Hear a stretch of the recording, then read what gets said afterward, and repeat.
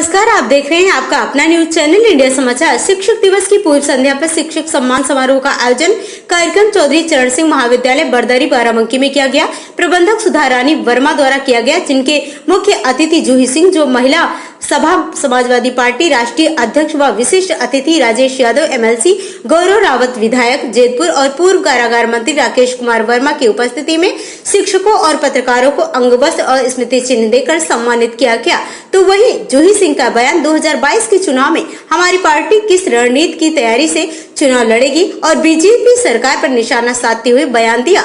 कन्नौज फिरोजाबाद मुख्यमंत्री के खुद गैर जनपद में बच्चों की हो रही डेंगू से मौत पर भी कई जिलों में मौत हो रही है, जिससे पहले ऑक्सीजन से तमाम मौतें हुई थी। इस पर भी उन्होंने बयान दिया। ये थी हमारे संवाददाता इंडिया समाचार के लिए विजय सिंह की खास रिपोर्ट सिरौली गौसपुर से। आज बेनी प्रसाद वर्मा जी के नाम पर उनकी पत्नी श्रेया जी ने एक निःशुल्क अकेडमी शुरू की है। शिक्षक दिवस की पूर्व संध्या पर शिक्षकों का, पत्रकारों का, प्रधानों का, इस क्षेत्र के सभी जनप्रतिनिधियों का सम्मान किया गया राकेश वर्मा जी द्वारा। हमारे पूर्व कैबिनेट मंत्री, हमारे माननीय एमएलसी राजेश यादव राजू द्वारा, गौरव रावत जी, सुधा भाभी द्वारा उसी कार्यक्रम में मैं हिस्सा लेने आई। 2022 चुनाव में किस तरीके से तैयारी चल रही समाजवादी पार्टी की? 22 की तैयारी मजबूती से चल रही है। आपको समाजवादी पार्टी के सभी लोग आज यहाँ दिख रहे हैं, कल फिर जमीन पर दिखेंगे और भारतीय जनता पार्टी हम हटाएंगे, नई व्यवस्था बनाएंगे जिसमें मुख्यमंत्री अखिलेश यादव जी को बनाएंगे। यही हमारी प्रतिबद्धता। कन्नौज में डेंगू कई जनपदों में फैल रहा है, किसी भी तरह की कोई तैयारी नहीं, लगातार मौतें हो रही हैं, इससे क्या करेंगे? कन्नौज फिरोजाबाद मुख्यमंत्री के खुद के गृह जनपद में बच्चों की मौतें हो रही हैं। हमने पहले भी देखा, जब सरकार आई थी तब भी ऑक्सीजन की कमी से बच्चों की मौतें हो गई थी और सरकार ने रिपोर्ट ही बदल दी, मंत्री पद पर भी नहीं बर्खास्त किया। हमारे राष्ट्रीय अध्यक्ष बार बार ये मुद्दा उठाते हैं और हमारे राष्ट्रीय अध्यक्ष की ये प्रतिबद्धता थी कि महिलाओं और बच्चों को स्वास्थ्य अच्छी सेवाएं मिले, जो कि अब तो एम्बुलेंस भी नहीं चल रही है। तो ऐसे मुख्यमंत्री की आवश्यकता क्या है, उनको खुद ही इस्तीफा दे देना। श्रद्धेय बेनी प्रसाद वर्मा जी की जन्मभूमि, कर्म भूमि, उनकी धर्म भूमि पर जूही सिंह आपके कारण आ सकी, इसके लिए आप सबको नमस्कार। श्रद्धेय बाबू जी को बहुत नमन, बहुत प्रणाम। मंच पर बैठे थे मेरे भाई, हमारे विधायक, हमारे पूर्व कैबिनेट मंत्री, हमारे भावी विधायक, हमारे सरकार में उनकी अहम भूमिका होगी आदरणीय राकेश वर्मा जी।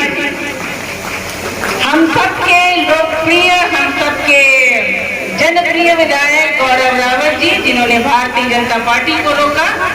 हमारे प्रिय, हम सबके स्नेह के हमेशा बागी हमारे एमएलसी राजेश यादव राजू जी,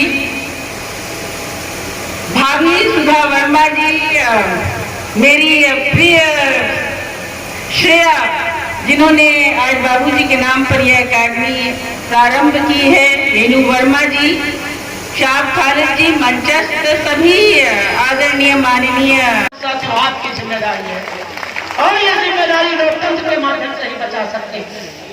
इसलिए आज राजनीतिक भाषण नहीं देना था, लेकिन इतना जरूर कहना चाहता हूं कि वसूलों पे आंच आए तो टकराना जरूरी है, वसूलों पे आंच आए तो टकराना जरूरी है और जिंदा हूं इसलिए जिंदा सबको नजर आना जरूरी है। इसी उम्मीद के साथ मैं बधाई देना चाहता हूं जिनकी आंखों में एक विजन है, जिनको सपना है कि आदरणीय बेनी प्रसाद वर्मा जी के सपनों को और आगे ले जाना है। ऐसी श्रेया जी को मैं बधाई देना चाहता हूं और उनके पिता और माता जी को बधाई देना चाहता हूं कि उनके हर सपने में ढाल की तरह पीछे खड़े रहेंगे। मुझे उम्मीद है इस संस्थान को विश्वविद्यालय में बदलेंगे, ये मेरी कामना है। यही बेनी प्रसाद वर्मा जी को सच्ची श्रद्धांजलि होगी। बहुत बहुत धन्यवाद। शिक्षक दिवस के अवसर पर शिक्षकों को बहुत बहुत बधाई। आने वाले नौजवानों को, आने वाले छात्रों को मैं आह्वान करता हूं कि जब इंजीनियर बनना होगा बन जाना, डॉक्टर बनना होगा बन जाना, आईएएस बनना होगा बन जाना, पीसीएस बनना हो जाए बन जाना, और जब यदि नहीं बनना तो आप राजनीति में जरूर चले आना, क्योंकि राजनीति में आपकी जरूरत है। जब तक आप जैसे पढ़े लिखे नौजवान राजनीति में नहीं आएंगे तब तक ये देश नहीं सुधर सकता है।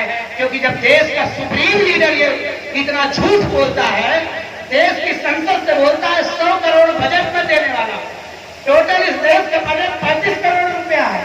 इस देश का सुप्रीम लीडर बोलता है कि गुरु गोविंद सिंह और कबीरदास जी और बाबा गोरखनाथ एक साथ सलाह मशविरा करते थे, जबकि एक दूसरे की पैदा